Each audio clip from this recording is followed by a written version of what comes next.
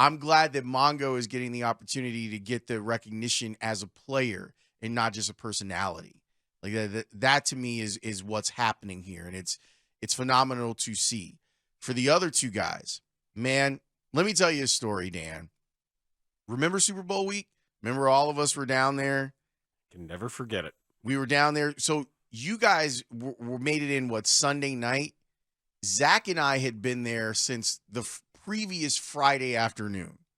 So we were gone. Like, we were grinding by the time we got to the Prince performance on Friday. And what I think is my favorite moment on the score was our final Friday Bears hit, 2 words with you guys in the afternoon. It was off the hook. Epic. Like, absolutely epic. I did a pregame show for the score that day. I was the last person in the convention center before the game started. So I get on a bus, and it was just me on the bus. And I'm like, man, am I going to make it? Security, people had already been complaining about what the security was like, but there was no one there because everyone was already in the building and in their seats. So I breeze through security. I sit down at my seat. Like, I get there, and I'm like, okay, I made it. And then this happened.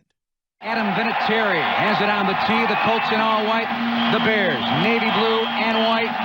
White numerals are about ready to go. By the people in the stands, they don't need seats today because they're all standing. Vinatieri on the approach. Flat frogs popping here in Miami. It sails to the far side around the 8-yard line to Hester. Under it and to the middle at the 15, to the 20, breaks free of the 25, to the 30, to the outside, 40, midfield, 40, 30 of the Colts, 20, 15, Hester's 5. Touchdown Bears! No way! Yes way. One of the greatest moments in Chicago sports history. All the videos of people like watching that in bars, in their houses. I literally like sat down and was like gathered myself, and I was like, okay, that's the pregame show's done. I'm here to cover a football game. And then in the football game, 2 things happened. 1, I had realized that Tony Dungy lied to me. 2, Devin Hester's out here doing the most amazing thing ever. Like, picturesque. And the thing about that stadium is that it was, I think, 9-1 Bears fans to Colts fans. Like, Bears fans were up in there deep. And you saw it and you heard it when Hester makes that second cut, and you're like, uh-oh, he gone. Mm-hmm. Like when you like, and watch his teammates, watch them when you see all the hands go up in the back, like there it is. Yeah, good luck, Vinatieri, because you're not going to catch him. You're not going to have the right angle, and he's going to go. And then Devin Hester goes, and it was all season. Everything that Matt Bowen was talking to us about in the last segment. It used to be that each week we would get to talk with the opposing coach, and we get the really terrible phone that the Bears had, and we gather around the phone and we ask questions of the opposing coach. And in that season, inevitably, the first question was, what are you going to do about Devin Hester? And coaches threw all sorts of stuff at us, like, we're going to kick it out of bounds. We're going to try and sky the ball. We're going to use angles. We're going to try to make him, travel to go catch the ball. They would do any and everything to try and make him a non-factor. And to me, that is what solidifies him. If every week, if you're a specialist and every week you're at the top of the list on the scouting report, that says to me that you have had an incredible impact on the game. Well, there's some melancholy as part of this too, and that is that you're old. The kickoff is going away. Yeah. That whether you like it or not, whatever you have to say, we now have the opening touchback, and even the fact that that's a Hall of Fame kicker in the Super Bowl, kicking it to the 8, and my friends are like, the 8? What the hell's wrong with you? Kick it out the back of the end zone. Well, they kick it from a different place because you're supposed to kick it out of the back of the end. That's your job. Your job is to kick it out of the end zone. Kickoffs in the next few years are going to be gone. So this whole idea of somebody building a resume based on kickoff returns, there isn't going to be another. This may be it. Ever. And if they want to retroactively start talking about Billy White Shoes Johnson, talking about Rick Upchurch, or Dante Hall. I'm trying to remember some of the other names. Oh, Cordero Patterson. Cordero Patterson is on there, or who was the guy on the Browns? Metcalf. Terrence Metcalf. Eric Eric right? Metcalf, Eric, not Terrence Metcalf. Eric Metcalf. Terry was the dad. Yes. Terry Metcalf was a St. Louis Cardinal running back. But this position, he may be it. This could be the only one who even gets enough chances to build this kind of reputation. I think he is it. I love Brian Mitchell too. He's it. If the Hall of Fame is about the best, and you have probably a lack of representation when it comes to specialists overall in the Hall of Fame, he's it. He's the best person. And for everyone who's saying, well, if we're going to put specialists in, why isn't Patrick Manley going in? Because you don't game plan a long snapper. No. No matter how good you are at holding or long snapping or anything else that you do, you don't game plan around that. Now, let me connect Devin Hester with Julius Peppers, because as someone who covered football, it is still the damnedest thing that I've ever seen on a football field. In a practice, one of the practices that are under the lights, you know, the ones where Devin Hester would get the kickoff and, you know, everyone would be like, oh my God, he scored again, when they were just kind of doing half speed stuff. Well, they did a full speed thing with Hester. And I saw Julius Peppers catch him. No, you didn't. I've heard this story before. I don't believe you. I refuse to believe it's true. It is true. What? It is true. Julius Peppers took off on an angle. And you're like, oh my God. And he caught Devin Hester. Well, he caught Michael Vick from behind. That I remember vividly. When you see this 300-pounder come out of nowhere and run down Michael Vick.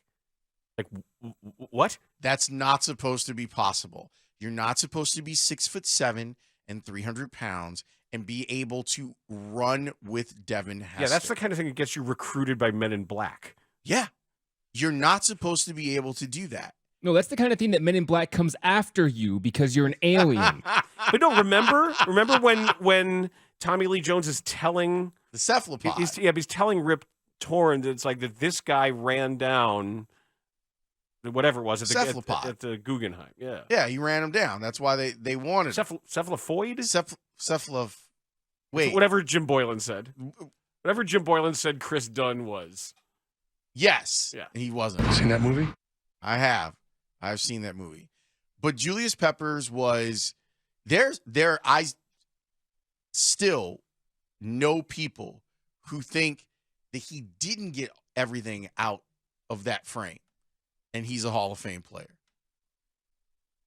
I mean, think about that. That if it feels like it was maximized, but if there are people who are in the know that felt like it wasn't maximized, what does that even look like? The other thing you ask about these Hall of Fame honors is that it's met with reverence and meaning by the people who are being enshrined. And I know in McMichael's case, whether he can express it or not, that it's deeply felt.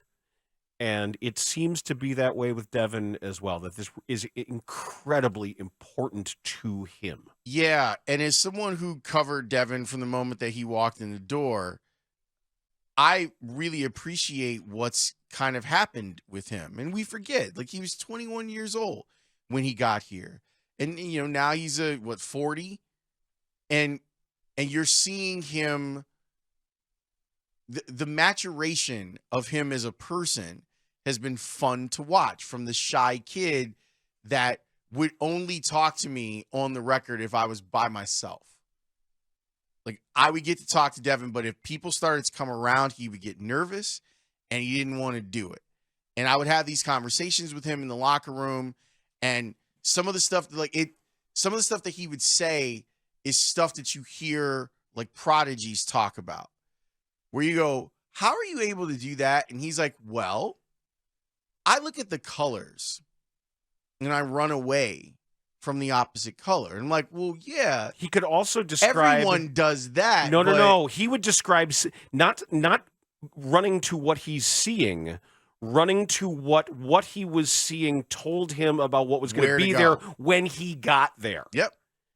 And that's the kind of thing that people say they can do, but they can't. I'll say this, that if I were helping to write his speech, if he asked me to help him write his speech, or if I were giving a speech to induct him, what I would like to say, if I were him, would be for someone who, from the moment his career began, starting in high school, we've talked to his high school coaches, his college coaches, No one knew pro what to coaches. do with him. He's never had a position. Yep.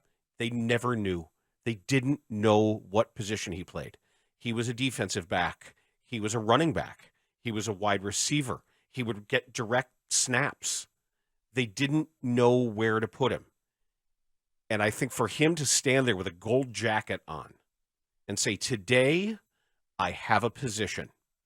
I'm the greatest return man of all time. Yep. And maybe the greatest we'll ever see. So all of this, all of the hand-wringing about where do you play him, he doesn't have a position, he doesn't have a position, he can say, yes, I do. And I stand in front of you today. My position, where you play me, is the best return man of all time. I think that's a mic drop. Yep.